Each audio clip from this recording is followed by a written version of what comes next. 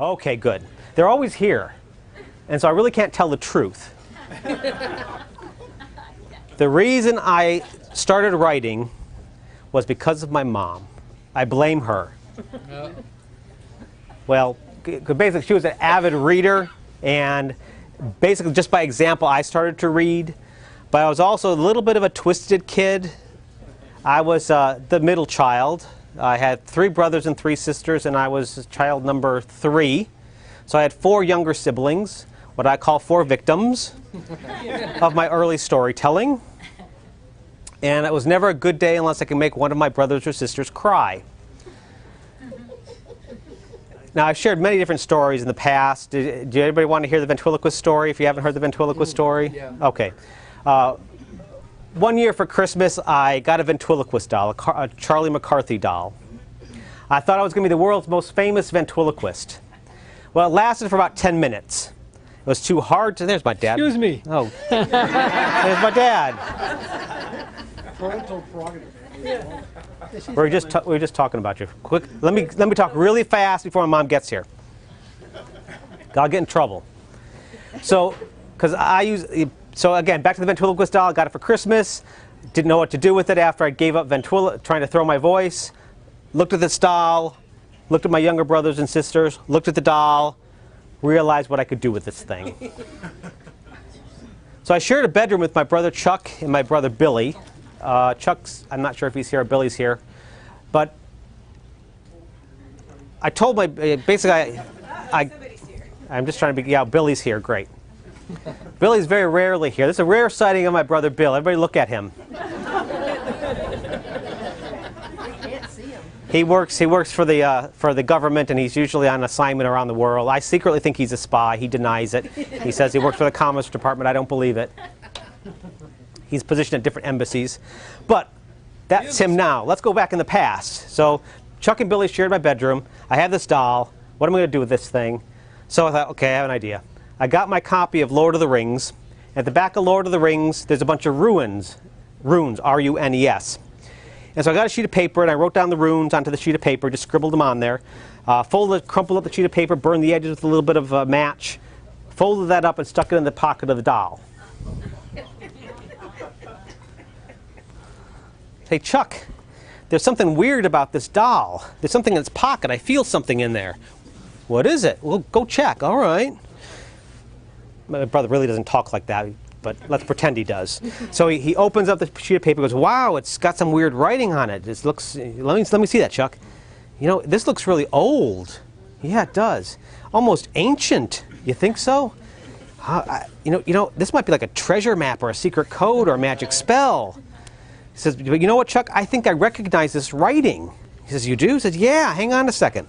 So again, I got my copy of Lord of the Rings, flip to the back, and go, look, it's the same writing. It is. I think I can translate this. So I spent a few moments translating it. First word, beware. Oh, Chuck, beware. Do you want me to, should I continue? Yeah, all right. Beware, after midnight, I rise and hunt for blood. Chuck's eyes get huge. Do you think it could be real? It looks real, doesn't it? Yeah. Well, just to be careful, we should probably take a few precautions before we go to bed. So when the midnight hour rolls around, it's secure. So I just reinforced that over a couple weeks. Chuck, is the doll locked in the closet? Yeah, it's in the closet. Are you sure? Yeah, I'm pretty sure. Go check. All right. Is it in the closet? Yeah. Did he shut it so the door clicks? Make sure. He might push out. Just reinforce that a few weeks. Then the fun begins.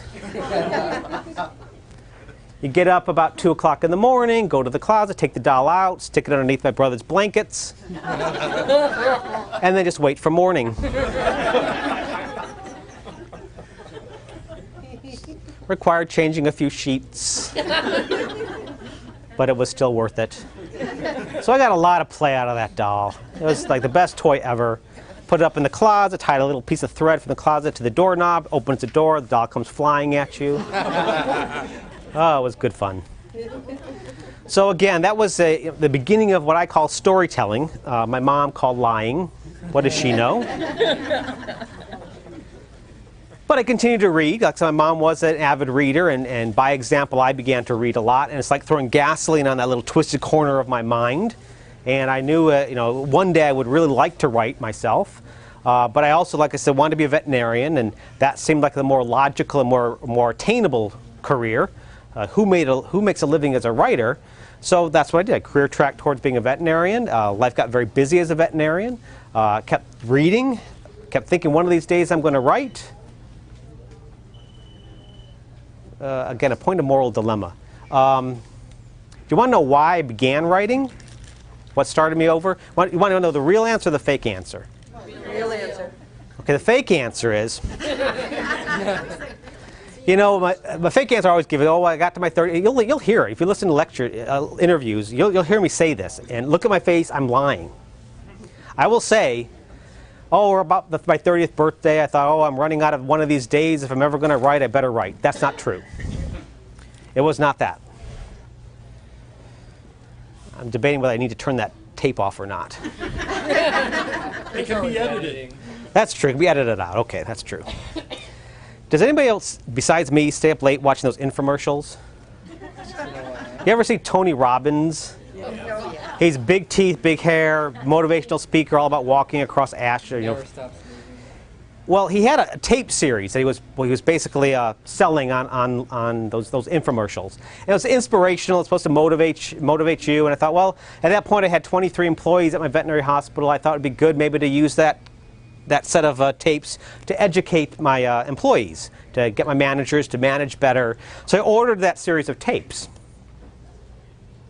And they come in basically 24 individually wrapped cassette tapes. This is before CDs. They were cassette tapes. And so I unwrapped the first one. I listened to side one of that first tape. And it states, right now, shake out a sheet of paper.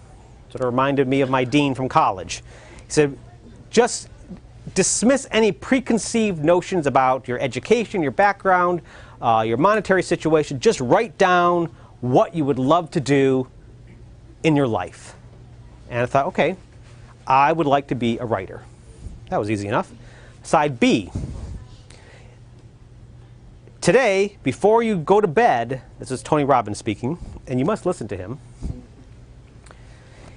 Before you go to bed, you have to take one small step towards that goal. You don't have to accomplish a goal. Make a step towards that goal. Make a call. Buy a book. Talk to somebody. Make some small step towards that goal. So, okay, well, again, I had to obey Tony Robbins because he's a little scary. So I went ahead and I set up a little corner of my house at the time with a little typewriter and began my writing career. So I owe my career to Tony Robbins. And I'm not happy about it. I've never told him that. You won't see any infomercial supporting that.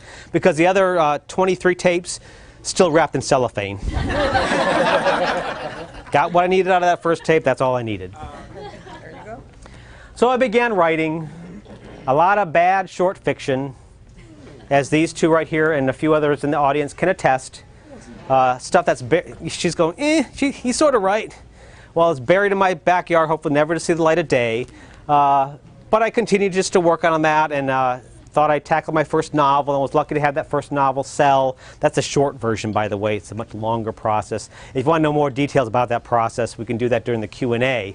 But basically, that's how I became a writer. Eventually, I sold my clinic, still stayed there employed for a while, went from full-time to part-time to just weekends, and now I just do a little bit of volunteer work. Otherwise, I now write full-time. So that's the introduction of who I am, long introduction.